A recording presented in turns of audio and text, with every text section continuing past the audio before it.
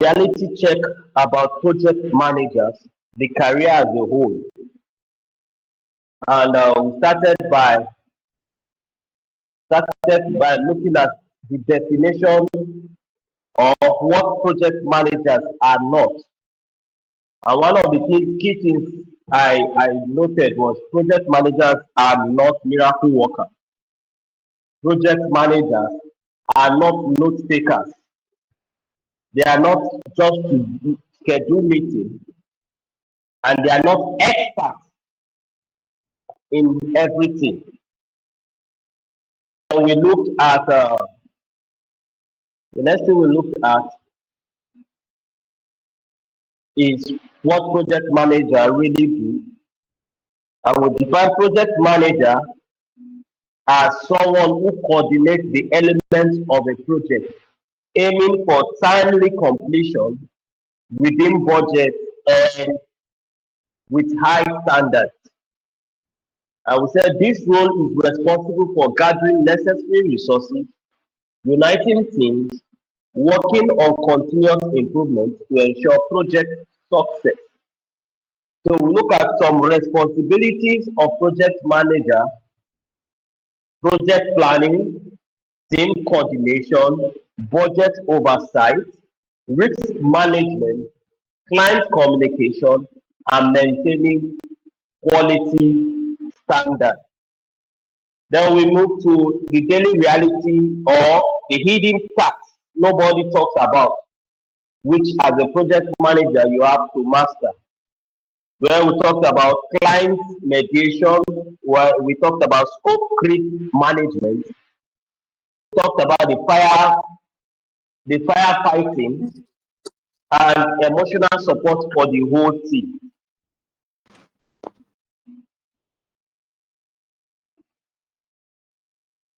Okay. Then after them, we look at the core skills every project manager needs. So I'll just be talking basically technical and the soft skill, right? For the technical skill, I talked about project technology and project methodology, which is what we'll be discussing today, budget and financing management, risk management, tool proficiency, and data analysis. While in the soft skill, one of the major ones which I mentioned is communication. We have to be top notch in clearly, communicating clearly. We have project solving, we have leadership, we have stakeholders management, and stress management.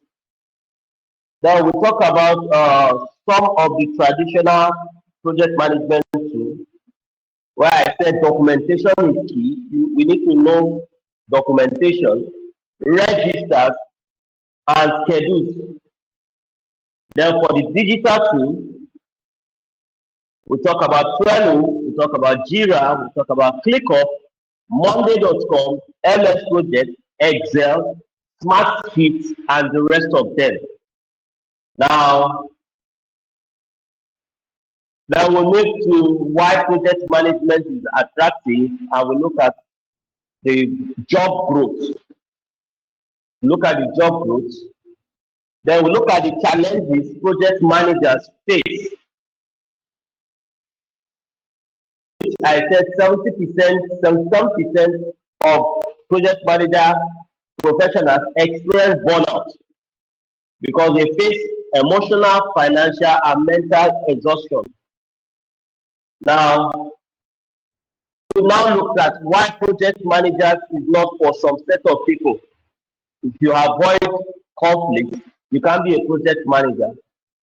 If you need certainty to be sure, most times you may not be fit for it. If you are somebody that always wants everything to be done based on your personal interest and output, it may not fit in for you because you need everybody's interest. Now we look at where to start. Okay, I've done my training, Where exactly should I start? And without experience, it is advised to become a project coordinator, a project assistant, project management assistant, or an operational assistant. This is the most preferable jobs opportunity you can apply for. And I think here is where I advise that most of us should get a LinkedIn account and start talking about our training. Start talking about our training. One, most people don't want to employ professionals. They want to employ people who are growing, people who they can build their growth.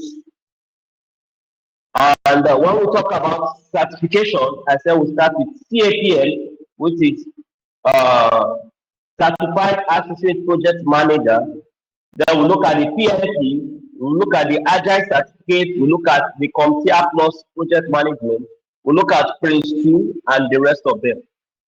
And I said other places where you can apply, you can volunteer, you can do an internship, and you can do a freelancing for small projects.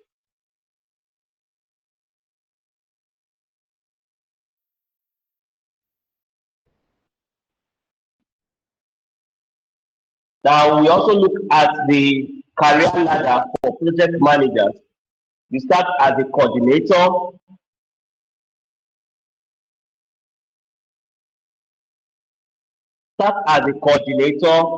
you move to project manager, then senior manager, then program manager, then portfolio manager before the PMO director. So these are ladders in project management. And that is where we drew the curtain last week. Our network happened to me and my system and everything. So today we'll be looking basically into project management methodology. Please, I would want us to maybe most prefer to take note and ask your question.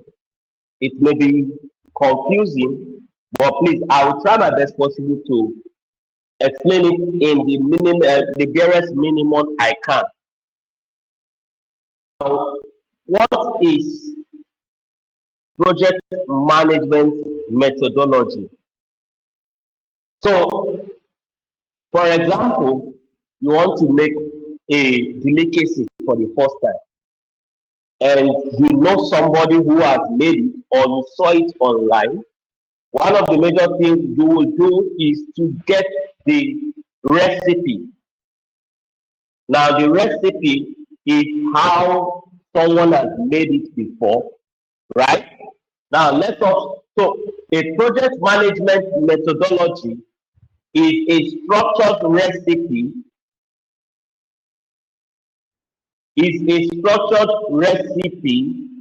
or game plan for planning, executing, monitoring, and completing projects.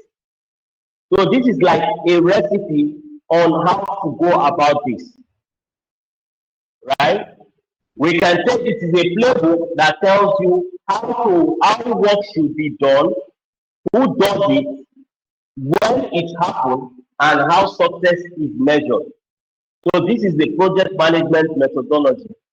Now, the main methodology is classified into three. The first is the waterfall, which we also call predictive. The second is the agile, which is adaptive, and the third is the hybrid. Now, the waterfall is plan first. You need to plan everything first before you begin. The agile is you work, you learn, you adapt, you work, you learn, you adapt. While the hybrid is having the best of both methodology. Now, why do this matter? Why it matter?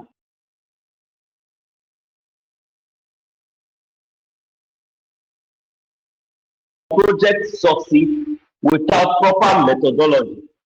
So if you want a project to succeed, you need to choose a methodology. And also,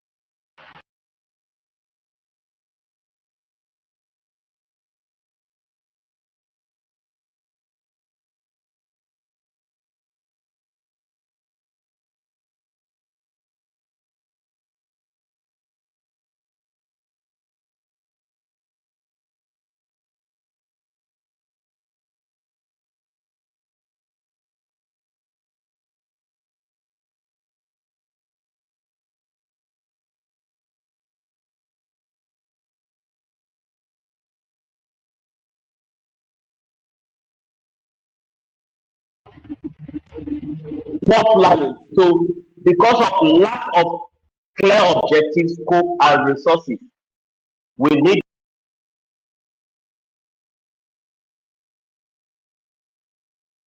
clear scope. Unclear scope.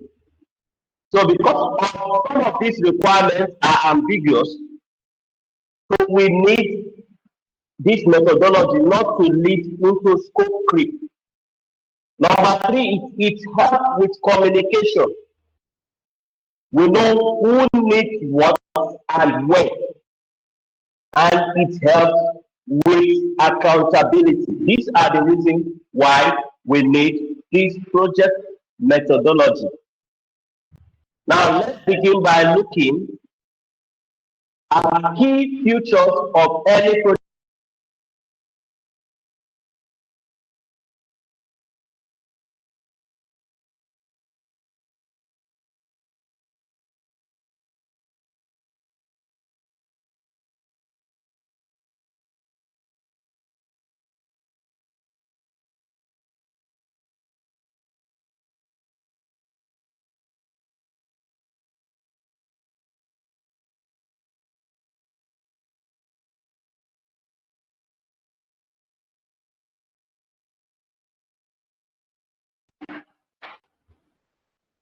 Now, it gives a clear definition of who does what and ensuring accountability across the team. Number three is planning approach. How is work estimated, scheduled, and resources allocated? Planning approach. Number four is control mechanism. How are projects tracked? How are changes made throughout the project life cycle? And number five is success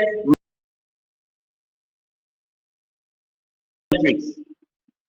Now, this is how to how to measure our success and evaluate against objectives.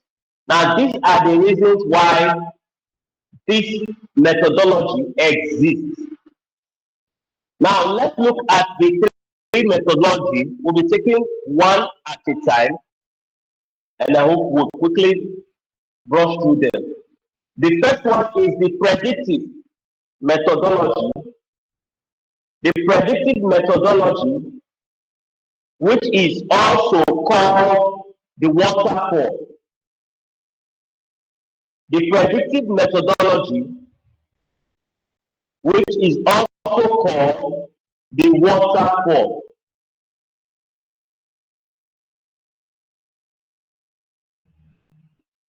Now, this, let me just say simply, this is a sequential and linear structure. You must complete one phase before you move to the other. You must complete the other. Imagine you are building a house and you want to start building the house from the roof. You know it's not possible, right? You must finish the foundation, then you move to the frame, then to the walls, the roofing, the wiring before the painting, right? Now, this is each phase must be fully completed signed off before we move into the next phase. Now, the advantage of this is it is simple and clear. It is very simple and clear. Even non-project managers can handle projects like this. They know what the milestones are and they follow it.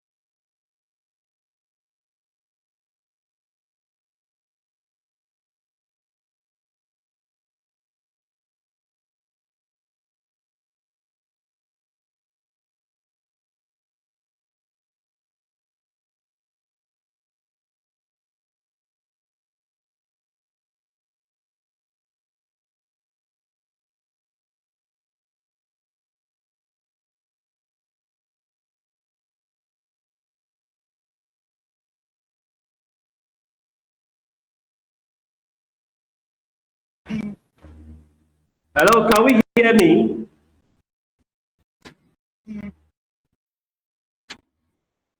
Can we hear me?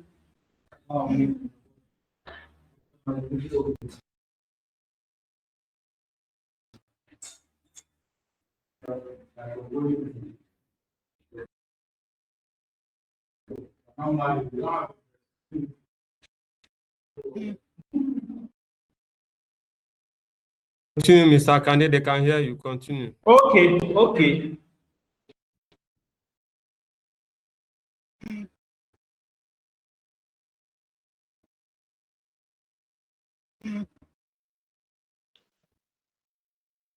So I said this, the advantage number one is it is simple and clear.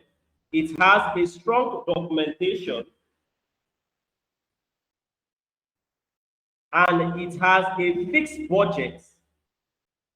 It has a fixed budget and schedule. This simply means that you know how much, averagely, how much it will cost from start to finish of that of the project, and you allocate financial resources to them.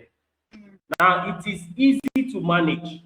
This is straightforward, very easy to manage. Now, the disadvantage is it is resistant to change. You remember when we talked about earlier, we said it is you need to plan everything first before you even begin anything.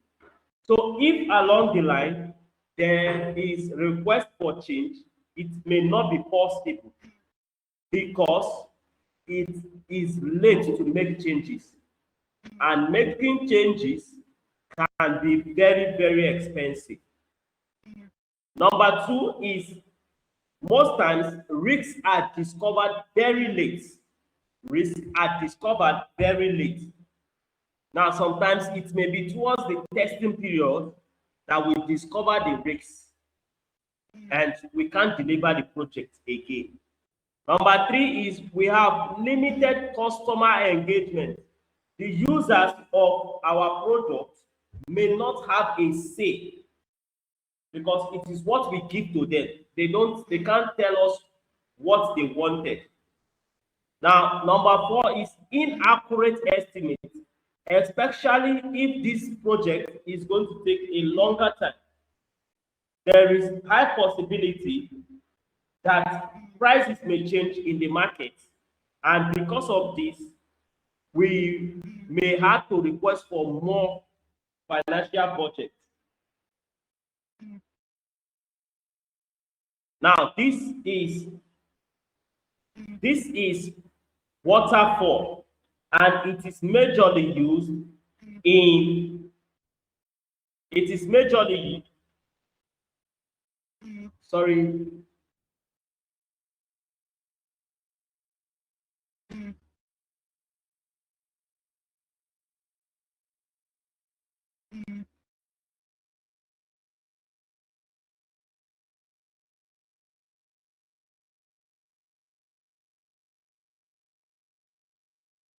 Okay, this kind is majorly used in construction, manufacturing, most times.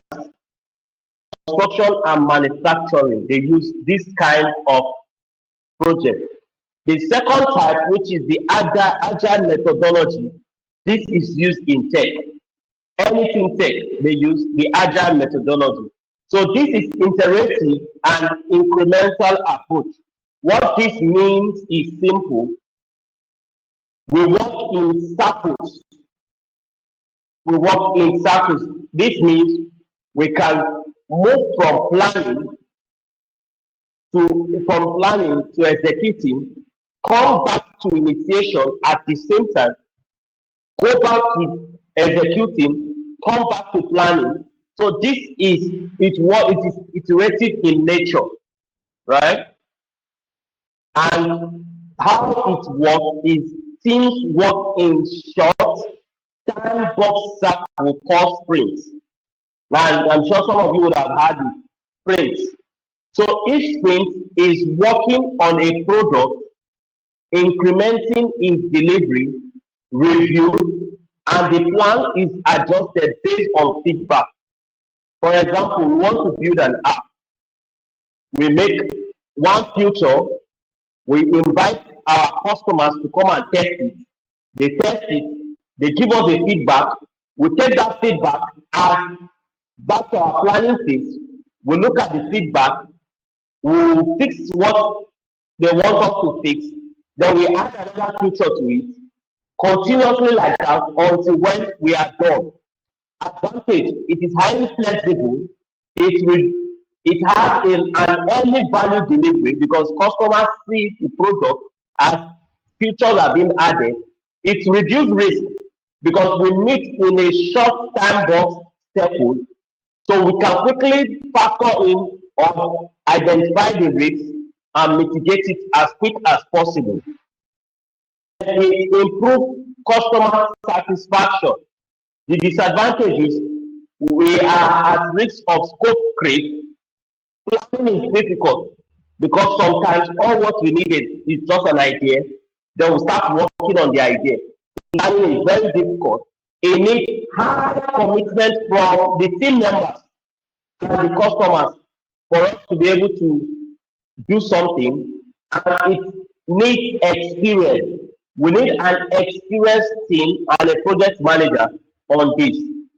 Now, Agile Manifesto has four core values and 12 principles. Four core values and 12 principles. So for some of us who want to become a Scrum manager, this is really important for us to note. Now, the four core values is individual and interaction over process and tools. Now, real conversation and teamwork solve problems faster than rigid process. Tools support people, not replace collaboration. Now, what this means is when we meet, we talk about it, everybody in the team meets, work on it. It's far better than having a document passed around for everybody to read and review before the process is going on. Number two is working software is important more than documentation. So the customers need something working, a prototype, something they can have value for, not just documentation. Number three is customer collaboration over contract negotiation. Success comes from what our customers need, what our stakeholders need, not just agreement and collaboration. Right? Number four is responding to change over following a plan. If there is something the stakeholders or the client need us to change, it is better that we follow a plan or a project. So this is key. This is the key and the four core values.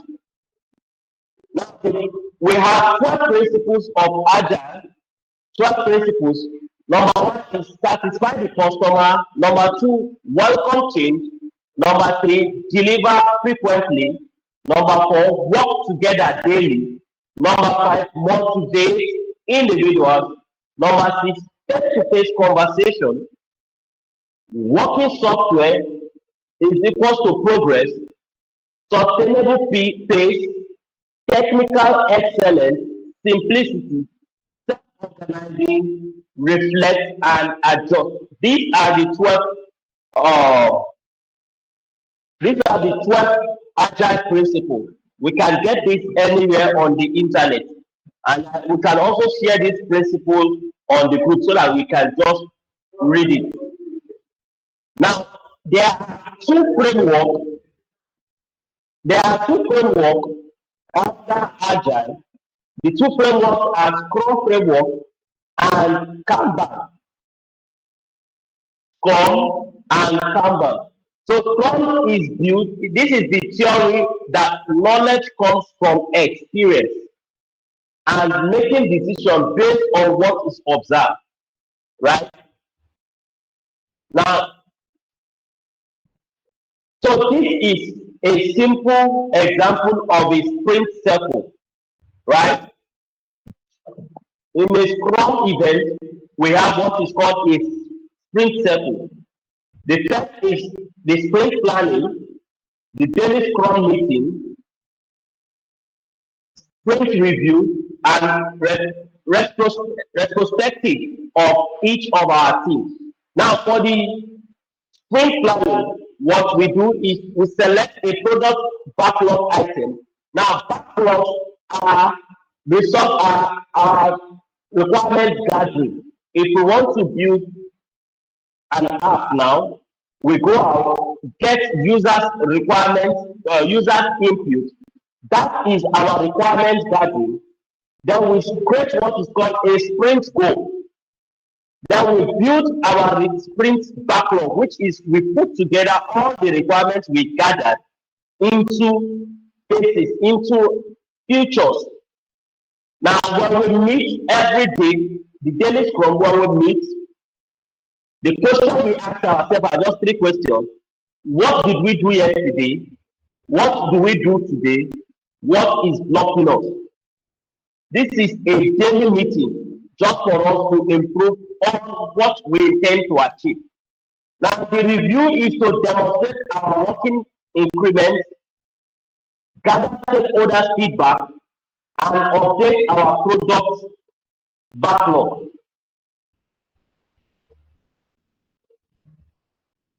The other is what we call the Kanban method, which is a visual workflow management method that helps teams visualize work, limit work in progress, and maximize efficiency. So let me open how this is an example of how a Kanban board looks like. We have our backlog, right? We have our to do, we have our in progress, we have our review, and we have our done. Now, our backlogs are those requirements we gathered. Our to do is what we intend to achieve. In progress are tasks we are working on this period. Now, review are things we needed a sign up on, while our done is futures we have completed. Now, the key flow metrics is lead time, cycle time, throughput, and flow efficiency. These are the key flow metrics. What is the difference between a Scrum and a Kanban? Number one is where Scrum is a fixed sprint. It's a fixed sprint, while Kanban is continuous flow. So in Scrum, we have the product owner, we have the Scrum Master, and we have our developers. These are the three roles we needed in Scrum, but in Kanban, we don't need any specific role. Now, when we look at the change philosophy in Scrum, changes during sprint are discouraged. So if there is a change, we put it in the next sprint, not the one we are working on. While in Kanban, we can change at any time. The commitment is in Scrum, we have sprint goal and focus. While in Kanban, we have work in progress limit, that's WIP, work in progress limit, and no time commitment. Now, Scrum, simply let me just say, Scrum is better for complex product development, while Kanban is better for support, maintenance, and continuous delivery. Continuous delivery. So why do we choose Scrum? When you need a regular delivery milestone, when team needs structured framework, stakeholders need predictive reviews, and they need building new products from scratch. We need Scrum. One work arrives unpredictably, team prepare continuous flow, prioritizing change frequently, and want to start with current process. Now we look at, so this is a test, practical test, which we'll be doing together when we look at Trello next week. So look at the last one, which is the hybrid methodology. Now this is just simply using both agile and predictive, that's waterfall methodology, bringing them together into one. So this is just what we want. So this is a flexible, customized approach that combines the elements of both predictive and adaptive methodology within a single project. This is we say the frame. We need a predictive, but when it comes to the content, we need adaptive.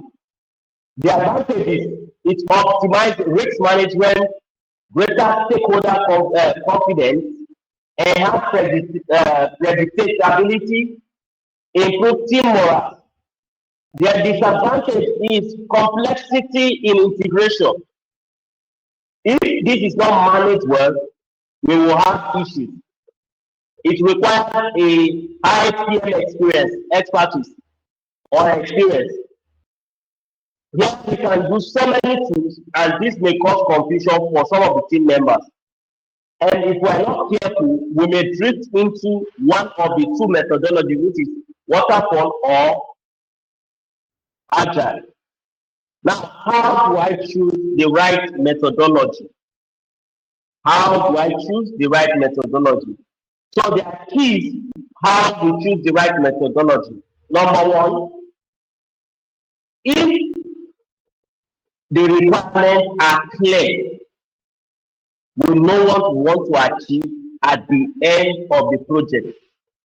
We choose waterfall. But if the requirement may change, we choose agile. If the timeline is fixed, we choose waterfall. If it's flexible or evolving, we choose agile. If the stakeholders have to be involved, have to know what we are doing at every point in time, we need agile. But if we have stakeholders who just need limited feedback, we use waterfall. If the risk level is high, we use agile. But if the risk level is low, we use waterfall.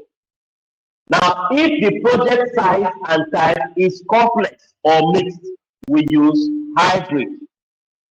So this is the reason why how we choose the right methodology. Now, is this important to PM? Yes. This is very, very one.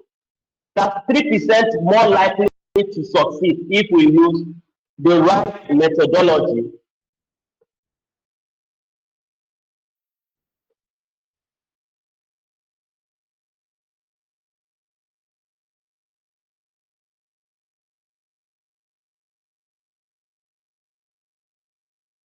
If we know how to use this methodology, we are more attractive as project managers to employers. We are better at handling uncertainty with this methodology. Better to handle uncertainty. Now, this is all about methodology for this class. Do we have any question?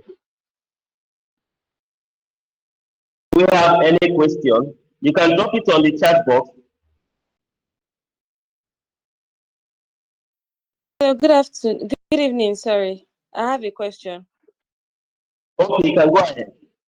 Okay, for example, if you are a project manager that is managing an event, um, you know all these concepts now, like you're trying to bring a concept concepts to life, their performers that are going to be there, and every time you have to manage to see that everything comes through.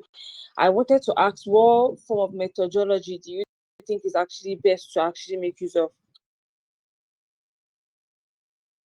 Hello? Okay, I can hear you. So let me just get it clearly. You event manager, you are managing an event, and you want to know what kind of methodology is the best to use, Yes. right? Yes. Now, based on me, my interest, last year I helped someone manage a trade fair around November, December. So what I use is the hybrid. And why do I use the hybrid? One, I needed a frame in terms of I needed the structure, I had the structure of the kind of trade fair I needed, right? Now, it's a 3 day trade fair. The day-to-day activity, I use agile because I keep changing them not to make it look boring. But how do I go get the vendors? How do I talk to them to join in, to subscribing to everything? How do I make the arrangement? Who do I need for the sound? Who do I need? I use the water for. So every phase, I have this for like 3 weeks or 4 weeks. So each has a phase. First phase is getting vendors. Before I start thinking of putting up posters, getting vendors. So I make sure I have a minimum number of vendors I needed. So that I'm just explaining the trade fair I handled. I'm sure. Grace, are you still with me? Yes, I'm with you. You just explained it perfectly. Like trade fairs, events, you explained it Oh, perfectly. Right. so what I did is I have a minimum number of vendors I needed. So I use the first phase is looking for vendors and based on products. Those who sells hair, those who sells cream, those who sells perfume, those who sells gadgets, those who sell clothes and the rest of them. So after making sure I have that piece, next is I move to the next phase, which is how do I get a nice location for them. Okay. I move to the location. After the location, after putting everything in place, I move to how do I get people to come there, which is promotions, right? So I move to promotions. While I'm doing the promotions, I'm also getting some other little vendors, the DJ, the MC, the sound guy, everything before I now move into the promotion more. So I move to all the communities around them, talk to them about the project, encourage them how they will do a lot of jingles, a lot of what's it called now? Uh, Campaigns, do a lot of campaigns around it. Then on that day, the first day I have a plan how things will look like. Then when I discovered, oh, this my plan, it's not giving the vibe I want and looking like everywhere is boring. I quickly changed the plan, talk to the MC, what can we do to spice up the event? We come up with some things, we move on, and we say, oh, this is nice. When we move to day two, we try to work with it in day one, then we make changes. So that is how I use hybrid for that. Thank you. Okay, sorry, sir. I also wanted to ask, like, maybe I don't know if I'm really getting it well, but when do all these Trello, Asana come in? Like, are those apps that actually helps to track your projects and oh, I don't know if I'm Okay. So let me just so tools are used to track in which we'll be talking about next week is project management life cycle. When do I need fellow? So for your first phase, which is initiation, you need documentation in initiation. Now, what are you documenting? You document your process. You have your project charter, you have your business page, you have your uh, so there are so many documents that you need in the first phase, which is our initiation phase. After documenting, then you move to planning. So in planning, that is when we need some of these tools. So in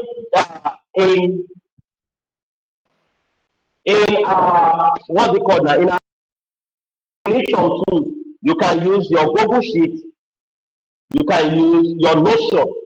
So if you are working in a project that needs collaboration, you use Google, Google Sheet, we use Notion for collaboration and documentation. Then when we move to planning, that's when we start using our Trello, our Jira, our Excel, our MS project, and the rest of them. Then in executive, you are majorly tracking what you have on your tools. They are not in so what you are doing is tracking, following the process one at a time. So that is that. But in every phase, we use our tools. Which tool you will be using? You understand, Grace? Yeah, yes, sir. Thank you very much. Okay. Mr. Idi, I guess you want to say something. Yes, I want to lend a voice to this question.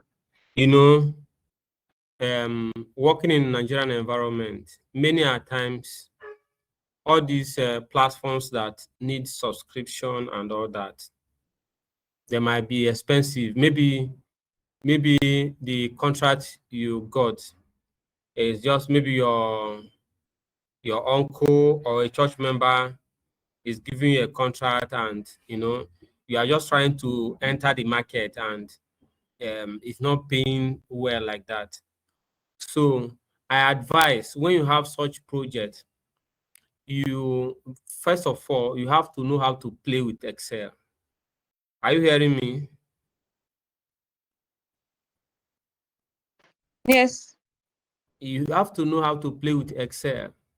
There is all those Trello, Asana, they were built on Excel template.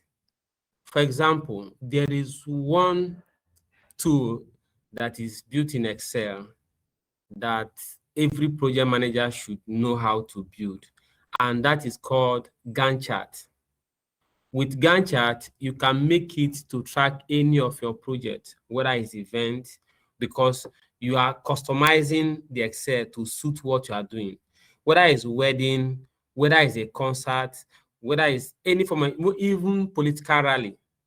So you build it, it will suit what you are doing. You customize to suit what you are doing, and you won't have problem running from one app to another app. You are subscribing, and all that, you are spending more money, all those kind of things. So that is so, but I know we'll still get to that area where we'll learn all those kind of tools. But I just want to, because of your question, so because I I assume that you're already in the field and you want to understand how best to apply these tools. Thank you. I don't know if Thank you. my suggestion made any sense to you. Yeah, it did. Thank you, sir. Sorry, sir. Please, I just want to be clear. Did you say sorry? Did you say can't chat, or I didn't get the word clearly? The app you emphasized on. Sorry. Gantt chart. Gantt chart. Gantt chart. Gantt Gantt chart. There are so many tools that are being used and have been built to help you uh, to help in building Gantt chart. All right. Thank you, sir. The basic is Excel, but other tools you can use to build Gantt chart. We have the Jira, we have the ClickUp, we have the Smartsheet, we have the MS Project, and we have the Monday.com. So all these tools are also used to you can build Gantt chart on them. But the basics is if you can build it on Excel, it is wonderful. It is wonderful. Any other question? We have more question.